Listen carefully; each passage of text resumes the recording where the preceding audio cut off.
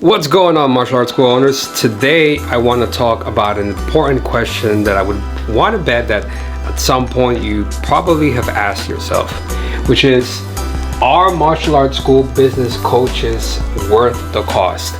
I think it's a pretty fair question, and the reason why you probably had asked yourself this question at some point is because you're probably struggling to grow your school and you're considering, maybe I do need help from the outside. And I think that, thinking about it even further, there are probably more nuanced questions that you're asking yourself regarding this topic. And here they are. Can someone that has never owned a martial arts school help me grow my academy? I think it's a pretty fair question. How can a business coach help me grow? And the third question, which is pretty valid, is why should I trust you to help me grow my martial arts school? And in this video, we're gonna answer all these questions. And honestly, the answer might come from a place that you least expect. And what if I told you that a story about how I almost failed shooter qualifications in the Marine Corps would actually give you the answers to all these? If you're interested in knowing how that story answers these questions, please make sure to watch the rest of the video. Now, before we get into this video, I want to talk about why I also decided to create this video. And not surprisingly, there are some pretty scary stats. And you probably are aware of them, but if not, let's just take a quick review. And in case you didn't know, in the first year, 20% of small businesses fail. Within the first and fifth year, 49% of businesses fail. And not surprisingly, in the first 10 years, 65% of small businesses fail. And that's pretty scary. And as a person that is passionate about martial arts and its transformative power to change people's lives for the better, which I know you want the same outcome for other people, I don't want you to fail. I don't want you to be part of these stats. And hopefully the information that you will learn in this video, which answers these questions, can help you not only grow, but thrive. All right, martial arts school owners, let's get into it. And let's answer that question that we talked about in the introduction. Are business coaches worth your time? Are they worth your money? And as I promised, my story about how in the Marines I almost failed my second rifle qualification exam will be a good vehicle to answer this question. So let's get into it. So this is the year 2009, and I am actually doing my second rifle qualification. The first one that I did it in boot camp, and I passed that one by the grace of God. So in the second one, there's a lot at stake for me, because as I'm sitting in the 300-yard line getting ready to fire, I'm thinking about that time that I almost failed. I'm thinking as I'm preparing about that conversation that I had with my father after I graduated boot camp, telling him how I felt like I let him down because he was known as an expert shooter in his time as a federal agent. And my father, when he heard me say that and I was crying, he told me, you don't need to be so hard on yourself. I didn't really expect you to be an expert shooter. I think that's pretty unrealistic because you've never touched a rifle in your life. I grew up in New York City, so I really never had a chance to shoot any kind of weapon ever before that. And my father, I remember him telling me, as he hugged me, I've been shooting, guns since I was 14. My father, took me out shooting since I was really young. So by the time that I had to qualify, I knew my way around weapons. So I didn't expect that. About you, be patient with yourself. It takes time. Well, here I am a year later. Unfortunately, as I'm preparing in the 300-yard line to shoot at this target, I'm thinking about the fact that my father is no longer with me. I joined the Marine Corps 2008, and my father passes away December 8th of 2008. And so here I am in 2009, and I'm thinking I need to get an expert shooting award in memory of my dad. if I couldn't make him proud when he was here on earth, I want to make him proud now that he's in heaven. And for me, I'll be honest with you, every single time that I went to qualify at the range, it meant a lot for me. It was the most important thing that I did in the Marine Corps every single year, right? Because I wanted to honor my dad. And here I am at the 300 yard. And just to give you a visual, I'm looking at the range. I'm looking to my left. I'm looking to my right. There's a total of like 50 Marines getting ready to shoot at this target at 300 yards. They give us a minute. And in a minute, we have to shoot 10 rounds. And in each round, hopefully we all want to hit on black, because that is where we get the highest points. And this whole qualification exam is based on points. The higher points you get, well, the closer, or actually you get the expert award, right? So that is how you go about getting the expert award. Here there's 2 rounds of qualification. This is the first round of qualification, and then you do another second round, which is moving targets. But that's not the point here. So I'm here, as I put, we are here.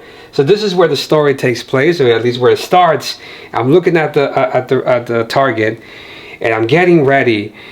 And as I'm ready to shoot, my freaking weapon jams. And of course, I'm doing remedial action. For all my folks that, are in the Marine Corps, are familiar with the M4, the remedial action is tap, rack, bang, right? So I'm tapping the weapon, I'm racking it back, I'm seeing if a round is stuck, and that should be enough to get me back to shooting. Nothing works, and I am frustrated. The minute ends, and as the last round hits the target and the minute ends, my heart drops, because I'm thinking, oh my goodness, I just lost my opportunity at putting these 10 rounds down range. And everybody's getting ready. I refuse to get up, right? And I'm still there holding my magazine with all 10 rounds. And someone that was managing the field, right, that was managing the line, they're telling me, hey, what's going on, Marine? And I'm telling them, what happened to me, that my weapon jammed. And they're like, well, I'm sorry that happened to you, but you got to keep moving, because we start at 100 yards, then we go to 300 yards, and the last part of this first round of qualifications is we got to go to the 500 yard. So everybody's getting up, walking to the 500 yard, and I am still here. And I told them, I am not moving. Like, I came here to qualify, and that's what I'm going to do.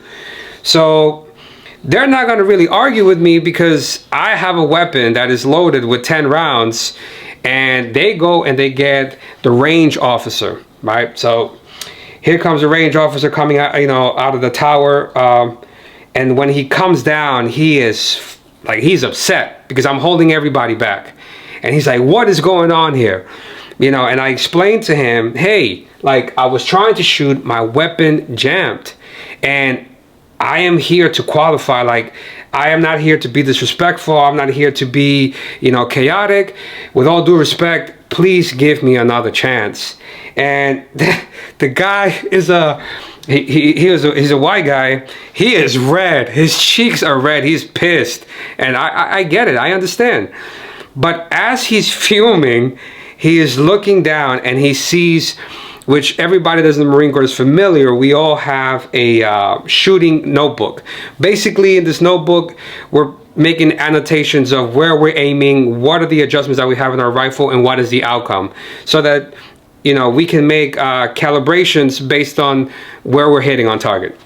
He looks at my shooting notebook, and he sees something that I wrote at the top, which is, this qualification is for you, Dad. I love you, and I'm doing this in your memory. I wrote that down every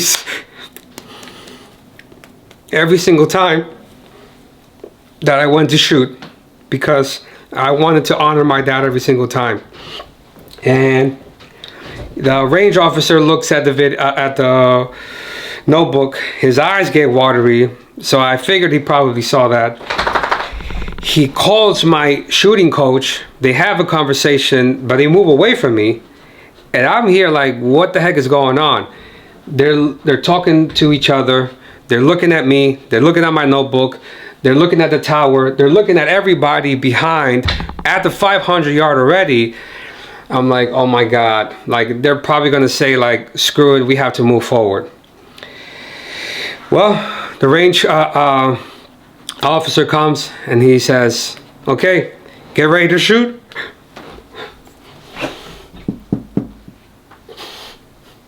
The 300-yard line is going live. He gives me the opportunity to shoot. I shoot all 10 rounds. And that was one of the best feelings I ever had, because I'm like, okay, this doesn't guarantee me that I get an expert shooter, but it definitely gives me a shot to get an expert qualification. I move on, and when I am at the 500-yard line, I am getting ready, I'm snapping in, and getting ready to shoot another 10 rounds, but now we're doing it for 500 yards. For anyone, just to give you an idea what 500 yards is basically 5 football fields. So I'm getting ready to shoot from that far, and you know, my range coach has a conversation with me, and he tells me that he saw what I wrote. He tells me how moved he is by it, and he's telling me then that he's going to do everything in his power to help me to qualify for expert shooter. Well, I listened to his advice. Unfortunately, on my second time, I did not get the expert shooter qualification, right? I was hoping to, and I did pretty well. To be honest, it was a big improvement from my boot camp rifle qualification. So I didn't get expert shooter qualification. I got sharpshooter qualification, which is the second highest. And I was a little bit down, you know, but I feel good that I made an improvement. And you know, my coach tells me, don't worry about it, we'll get it next year. And long story short, that year we worked hard. He created a roadmap for me. He gave me a lot of exercises, and we worked together really hard. The next year we come back and we do this all over again. On my third year, I qualify as an expert shooter. To me, that was really important. I cried. To be honest, I was so happy that when they gave me my expert shooting badge, the first one that I ever received, I actually went to my dad's tomb when I came back to New York City, and I put it in his tomb. And I was like, Dad, this is for you. I did this for you. And I hope that I can honor your memory, and I hope that I'm making you proud. Well, I not only did it once, but I repeated it several times, and I left the Marine Corps with an expert shooting qualification, which is the highest one for shooters, several times. And as I'm reflecting on this, I talked to my shooting coach, and I asked him this question, and I said, how did you get me to go from barely passing the shooting qualification to a sharpshooter and then build me up to an expert shooter? And he shared with me a pretty long message, but he boiled it down to these 4 words. He said, desire, detached mentorship, hard work, and iteration. So what does that mean? He said, you had the desire. He said, I saw it because I know why you were doing it. You were doing it to honor your dad. And so you had the desire to reach that goal. He said, detached mentorship. He said, this is where I come in. He was already a person that had achieved an expert shooting award, right? But more importantly, he was a person that he wasn't in it, right? He wasn't feeling, you know, the nerves that a lot of us are feeling when we are qualifying in the range. Because honestly, a lot is at stake if we fail that qualification. That goes in our composite score. And our composite score affects our ability to get promoted, our ability to get deployed, our ability to go on promotional boards. It has such a big impact in our career. So it's a pretty big deal, because in the Marine Corps, every Marine is a rifleman. So that is a basic qualification that we all have to pass. And if you don't pass it, you have a big X on your back. So he said, I'm not stressed out, my emotions are not clouding my ability to see the bigger picture. And because I am not you, I am literally detached from the situation, right? And I have the ability to reason, to see the bigger picture, to not only see what you're doing, but see what else needs to be done to give you the right solutions for you to make the right adjustments to hit your target. So there is this detachment aspect of it, which is pretty important. And then he says, then you come in and you put in the hard work. I gave you the recommendations. I'm telling you what I'm seeing. And one of the biggest things where I feel like this partnership is highlighted, is the epitome of it. One thing I didn't share is that at 500 yards, I am in the prone position. So for you guys that don't know what the prone position is, I'm laying down with my rifle and I'm shooting at 500 yards. While I'm laying down, my coach is actually standing up with some binoculars, and he's telling me literally exactly where I'm shooting and where I'm hitting on the target and what adjustments to make. So in that situation, we're both working side by side. So this is where the partnership between myself and him come in. And then, as I mentioned already here, right, the iteration. So not taking myself too seriously, listening to what my coach is telling me, and making the iterations that he is telling me to do. Not only that, after I do that, reflecting on the entire experience and figuring out what I did well, what I didn't do so well, that are areas of opportunity that I can improve for the next time that I come and qualify at the range. And literally, if you see here, after the iteration part, it goes right back to the beginning. So this cycle repeats over and over, and I hope that can answer the question of why a business coach can be helpful for you. Because all right, I'm going to take a little different approach over here. I know the camera's normally low, and I'm actually kind of like squatting in order to be in this angle. The reason for that is because actually what I have behind me are some pretty cool visuals that I want to share with you. I don't know about you guys, but I feel like for me, I learn the best when I have some visuals that can reference new information that I'm learning. And I would want to bet that as members of the martial arts community, chances are you are, similar to me, because you have to see the move that someone is teaching you in order to learn it. Or if you're an instructor, you have to visually show other people what is the move, the martial arts move that you're trying to teach them, right? So I think that visuals will be a good way to go in order to now talk about how that story that I share about how I almost failed trying to qualify as a shooter in the Marine Corps the second time can answer the questions that we talked about in the beginning, right? Which is, can someone that is not a martial arts school owner help you grow your business? How can a business coach help you, and why you should trust me? But one thing at a time. So let's get into it. And yes, I gotta stop squatting because my thighs are burning. All right, so let's get into it. The first question we're gonna try to answer now is, I guess 2 questions in one shot we're going to try to do, no pun intended. But can a business coach, and I would add on to this, that is not a martial arts school owner, help me grow my academy? And given my story that I share with you, in short, I would say the answer is yes. But let's get into the details, right, as to why that's the case. Why is it a yes? Excuse me. So when we think about the story that I shared with you, as I was trying to qualify in the shooting range, and my goal, what was my goal then? Well, for me, my goal was to hit bullseye, which is right here, right? Hit bullseye so I can receive the Expert Shooter Award, which is the highest shooting award, right?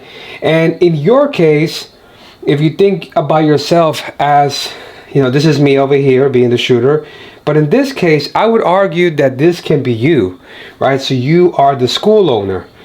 And as a school owner, you know, what is your goal? Your goal is to grow your martial arts school. In a nutshell. I mean, it could be more nuanced than that, but for the sake of simplicity, that is your goal, right? Now, what was my desire? And, you know, I have this by numbers, and if you remember, when I asked my shooting coach, how did he help me to go from barely passing the shooting range to achieving Expert Shooter Award, he mentioned 4 things, and we're going to cover them. So I just want to recap them quickly, which is desire, detached mentorship, hard work, and iteration. So let's go with the first thing that he said, right, which is desire. In my case, my desire was to honor my dad, right, as I mentioned in the story just now. Well, in your case, what is your desire? And your desire is to grow your school, to help transform people's lives, to provide financial stability to your family, excuse me, and to live your dream life with your loved ones. And this is really important because at a high level, we are answering some really important questions that I normally make sure that I answer with people that I'm trying to help when it comes to growing their business. When you think about the goal, the main question that we're asking here, that we're answering here, is the what. So what are you aiming for? What are you trying to achieve, right? Now, when we're talking about the desire, now here we're talking about the why, which in my opinion, it is the most important, because if your why is not strong enough, when the crap hits the fan, chances are that you're not going to stay in the fight. You're not going to put in the work, you know, and go through many iteration cycles to eventually get there. Because as I shared in my story, nobody gets it right the first time. Nobody hits bullseye the first time. I think it's pretty hard to do something that you've never done and get it right the first time. I mean, I'm not pretty sure I'm speaking to the choir because we know this firsthand in martial arts. All right. So now we're moving into the second thing that my coach said, which is detached mentorship, right? So here I'm showing the difference. You know, me as a shooter, I have my rifle. But I also am very nervous. I have a lot of anxiety. I'm stressed out. There's so many things that happen while you're trying to qualify, you know, making sure that you apply all marksmanship rules, but also it's the timing, right? So everything happens pretty fast. So you got to make sure that you grab all your stuff and you're keeping up with everybody and you're moving, you know, along the lines rather quickly, because otherwise you can even miss your opportunity to shoot, and it rarely happens that it will stop the firing line for you just because you weren't able to keep up. So there's so many things, and of course, like I mentioned, right, for me, trying to qualify, the stakes were pretty high, because, you know, if I fail to qualify, or if I have a low qualifying score, that affected my composite score, my ability to get promoted, my ability to go on promotional boards, my ability to deploy, my ability to do a lot of things as a Marine. So I would argue that it's the same for you. If you're trying to grow your martial arts school, there's a lot of things on the line, right? Such as your ability to provide financial stability to your family, you know, the ability to live the life that you dream with your family, to have more time on your hands, to be able to travel and do things that your family and you love doing, right? So there is a lot at stake when it comes to growing your business, in this case, your martial arts school. All right. So the benefit that the coach, my shooting coach, provided, as he said, is that it was detached mentorship, right? There was no skin in the game for him. He was not involved in the shooting. He didn't have to worry about all the things that I had to worry about as I was trying to qualify, right? So because of that, he was able to be what I would say less emotionally compromised. So this is a correction. I put not emotionally compromised. I don't think that is the case. At 100% he wasn't emotionally compromised, but a lot less than me. And as a result, his reasoning, his ability to think critically, his ability to see the bigger picture was also enhanced, right? Because when you're stressed out, when you are emotionally invested, and I would argue too invested, that hinders your ability to see the bigger picture. So this is the benefit that he provided. But I would say, even in a more nuanced way, the detached mentorship, the second benefit to that is the experience, right? So the experience that he had, which is that he had theoretical and practical knowledge in terms of understanding, the problems that were, affecting me or preventing me from, qualifying as an expert shooter. And not only that, but he had a plethora of experience, not only giving me or learning how to understand, problems that prevented me from shooting an expert, but he also helped other people, other shooters on the range. So he was pretty familiar with looking at people and seeing how they do something correctly or incorrectly to diagnose what was the root cause of the problem, and based on the information that he collected, provide data-driven solutions, right? So actually, because this person is working with many shooters, that is actually an advantage for him, because he is exposed to a variety of different problems, and he has the time to be able to diagnose them, to find the root cause, and then find solutions that work for them. So he has that experience. He's not just working with himself, which if it's just me and I'm trying to figure out what are the things that I'm doing wrong, sure, I can get there, but this person has a lot more information in terms of understanding problems and understanding solutions that mitigate those problems, right? The other thing too is that he has, frameworks that help people overcome shooting challenges, right? That's the one thing he mentioned to me. Frameworks, honestly, is just a fancy word of saying methods. So if I said to you, hey, make me a peanut butter jelly sandwich, you explaining to me the process of how you would go about creating a peanut butter and jelly sandwich, it's the same thing. The process, method, frameworks, it's the same thing, right? And the other thing is that he had experience also systematically achieving these goals, right? He leveraged the frameworks. He leveraged his experience. He also leveraged his detached, mentorship, the detached aspect that he had, right? And put it all into work. And I think this is a perfect segue into the other two things that he mentioned, which is hard work. And if you notice here, I actually put dotted lines around hard work and iteration just to visually signify that these are things that are not just done by one party or the other, but rather it's a partnership, right? Because the hard work in this case, if we're talking back to my story, came from both of us, right? He is sharing with me all his knowledge about, what are the problems? What are the adjustments that I need to make on my rifle? Or is it my, my position, my breathing, etc.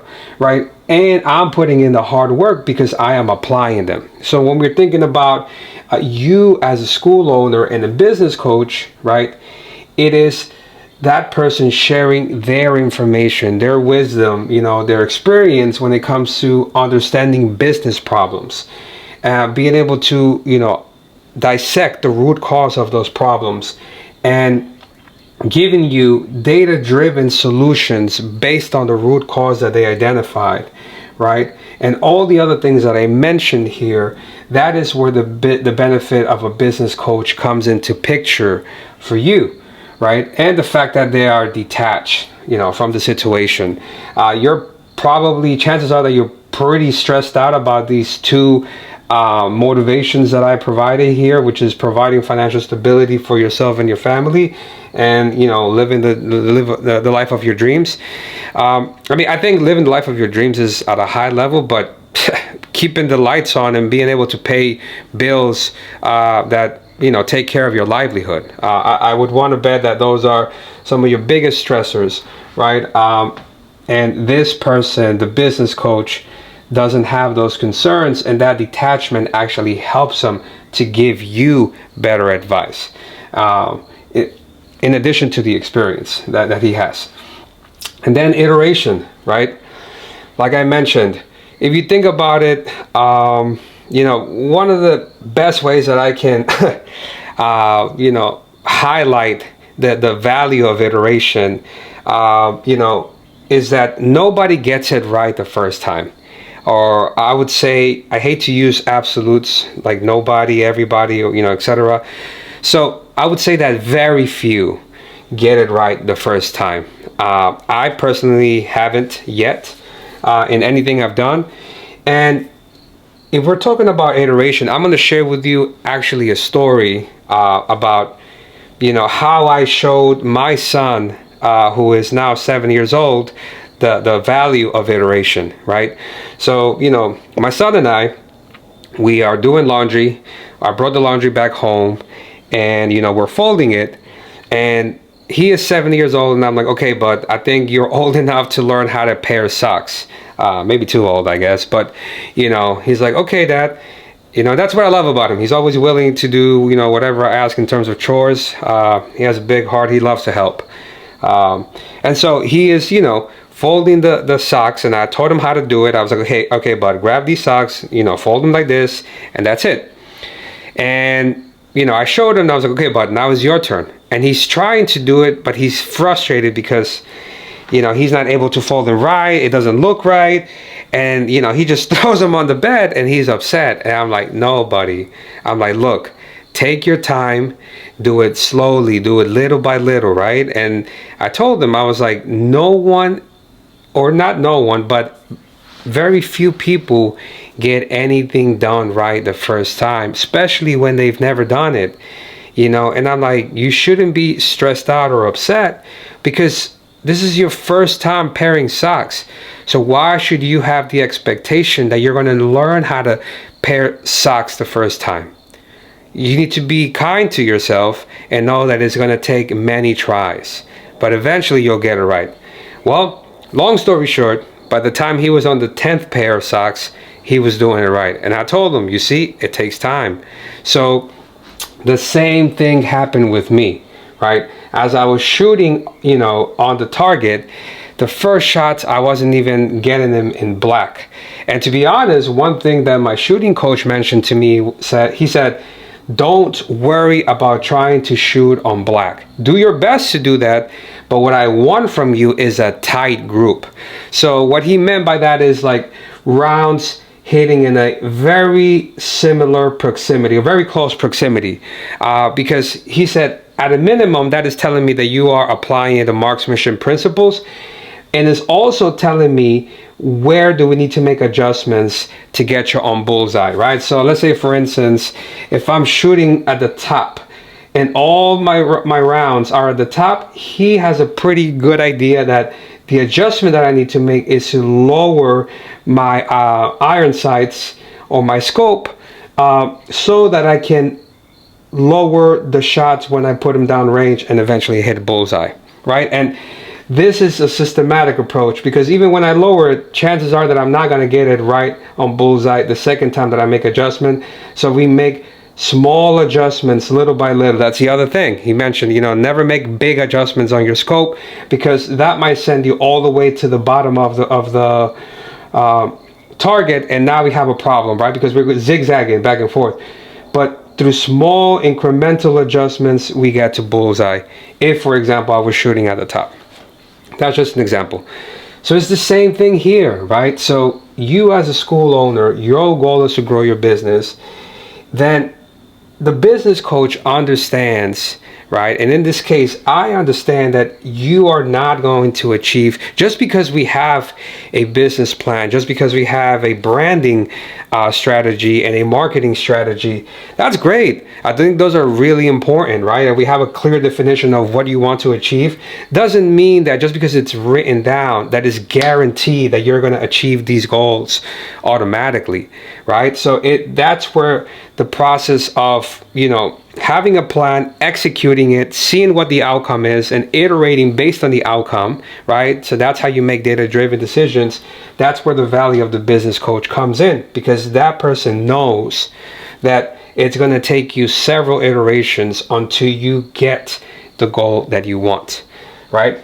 And so I hope that this visual answers the question of, can a business coach that is not a martial arts school owner help you grow your academy?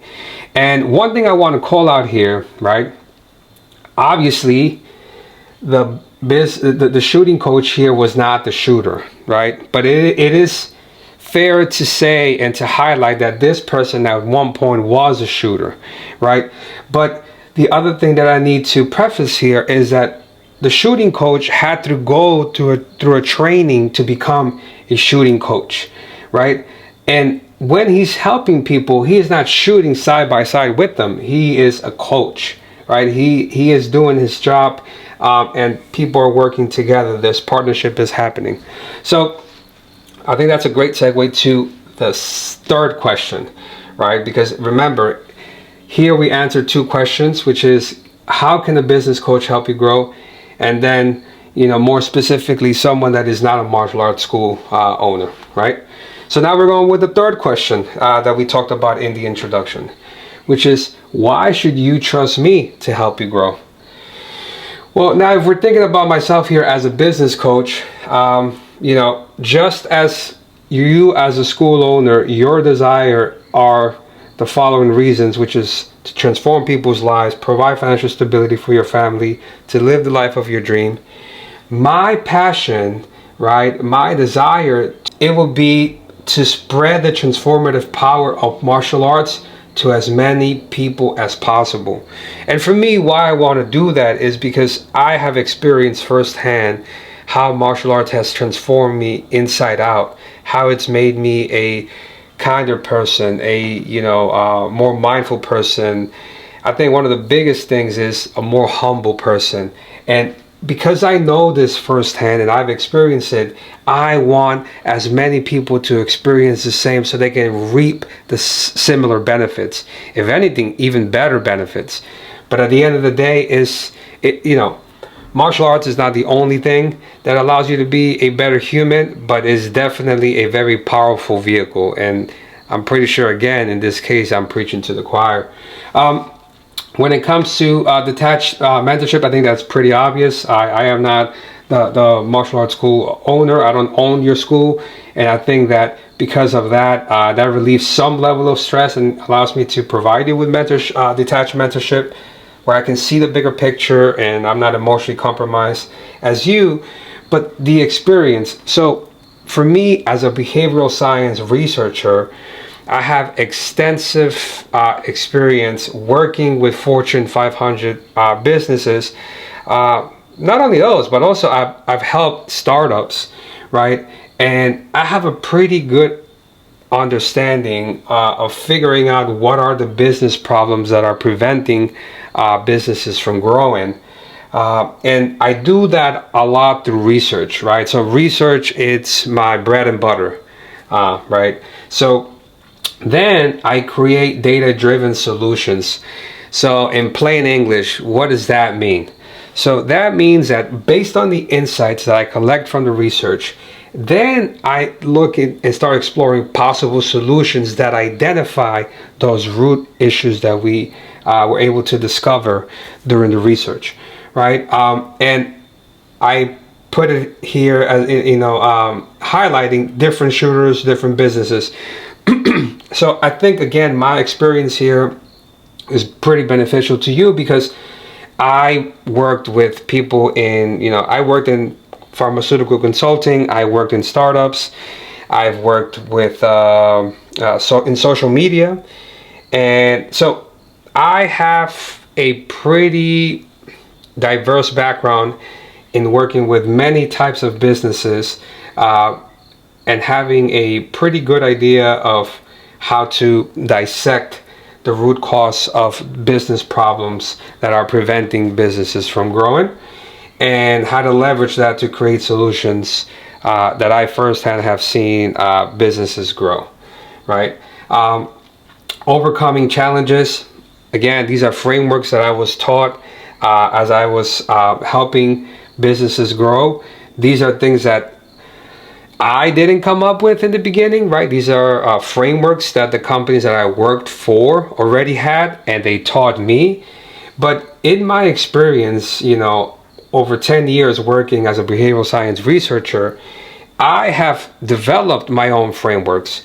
And in this case, I actually developed very nuanced frameworks because I know there's a difference, right? Like I was using these frameworks to help Fortune 500 companies, and sometimes, startups, but even the startups, they were significantly bigger than a small business as a martial arts school.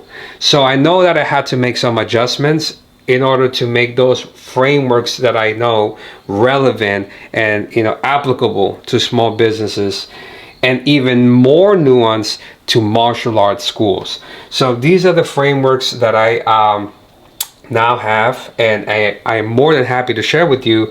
And if you stay to the end, I'll share with you how you can start using the frameworks that I have, because by the way, I'm giving them away completely for free.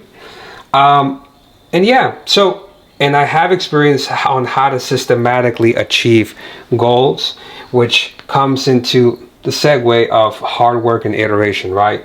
I have experience working with business owners, and my previous jobs with C-level executives that were trying to grow the business, and this is where you and I will come and work in together.